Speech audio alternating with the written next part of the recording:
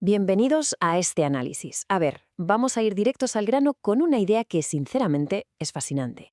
Hay mucha gente que imagina la arquitectura como algo que simplemente surge de la nada, como si una idea genial pudiera flotar en el aire, ¿verdad?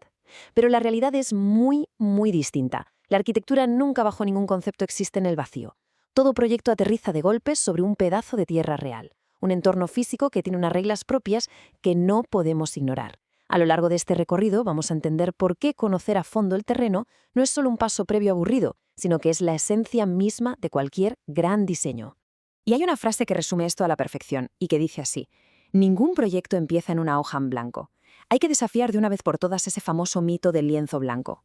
Al iniciar un proyecto, la página jamás está vacía. Esa tierra ya contiene una historia geológica, una forma particular, unos límites precisos y, por supuesto, una dinámica natural.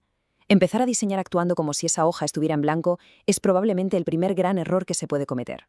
Sección 1. El mito del lienzo blanco. La arquitectura no existe en el vacío. El punto de partida aquí es dejar claro que cada línea, cada trazo que dibujamos en un plano, tiene la obligación absoluta de responder a un contexto físico concreto.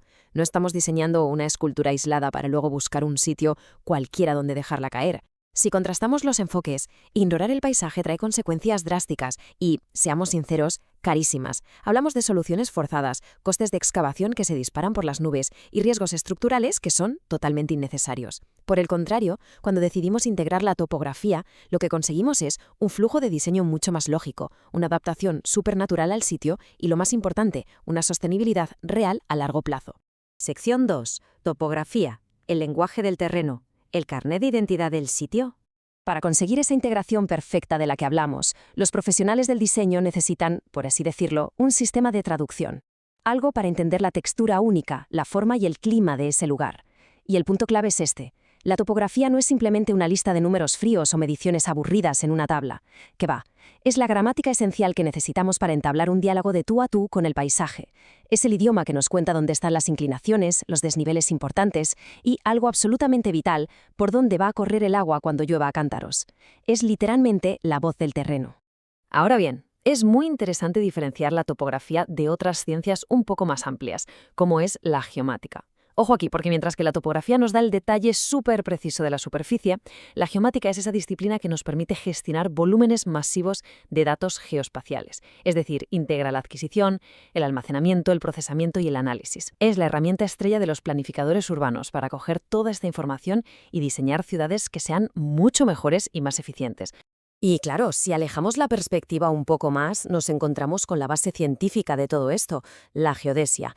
Esta es la ciencia que se encarga de estudiar la forma, el tamaño e incluso el campo gravitacional del planeta Tierra. Gracias a la geodesia podemos establecer sistemas de posicionamiento global exactos, algo que es absolutamente imprescindible cuando hablamos de construir obras de ingeniería civil a gran escala, como presas inmensas o puentes que cruzan regiones enteras. Pasamos a la sección 3. Herramientas de lectura espacial. Traduciendo el paisaje. Entonces, si ya sabemos qué idioma habla el terreno, la gran pregunta es ¿cómo lo escuchamos? Y aquí tenemos una evolución fascinante en cuanto a tecnología se refiere. Nuestro arsenal para capturar este lenguaje va desde lo tradicional hasta lo más puntero. Tenemos el nivel óptico, el clásico para medir desniveles, y la estación total para clavar ángulos y distancias de forma precisa. Pero luego damos el salto al GNSS, para un posicionamiento vía satélite global, los escáneres láser que te capturan millones de puntos en 3D en cuestión de segundos, y por supuesto los drones haciendo fotogrametría aérea avanzada. Es una capacidad para leer el espacio que no tiene precedentes, la verdad.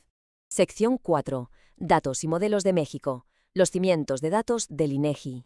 Y si saltamos de los instrumentos físicos a los datos digitales puros y duros, tenemos que hablar de la fuente de información espacial más robusta en México, el INEGI. Lo realmente destacable aquí es el nivel de rigor del CEN 3.0, el continuo de elevaciones mexicano. Publicado en 2013, nos da una resolución de 15 por 15 metros con una referencia geodésica súper precisa y un error medio cuadrático de apenas 4,8 metros. Para que nos hagamos una idea, esto significa que tenemos un mapa topográfico continuo y detalladísimo de todo el país, uniendo todas las capas del territorio sin dejar ni un solo vacío de información. Una pasada. Pero ojo a esto, porque aquí entramos en el terreno de la pura magia. Los datos LIDAR. Hablamos de modelos de una resolución espectacular, de entre 5 y 1 metro. Para un arquitecto o un ingeniero, el LIDAR es como tener visión de rayos X. Literalmente filtra toda la vegetación, los árboles, las estructuras, y te revela el suelo desnudo, el modelo digital de terreno real que se esconde debajo de todo eso. Vale, y todo este potencial increíble, ¿cómo se lleva a la práctica del día a día? Pues con un flujo de trabajo que es súper metódico. Primero, descargamos los datos del portal oficial del INEGI en formatos como .bil, TIFF o SHP. Segundo, hacemos una selección estratégica. Usamos el CEM para áreas enormes o tiramos de LiDAR si necesitamos una precisión alta. Y tercero, lo procesamos todo en software SIG especializado, como puede ser QGIS, ArcGIS o Civil 3D. Llegamos a la sección 5. Leer antes de construir.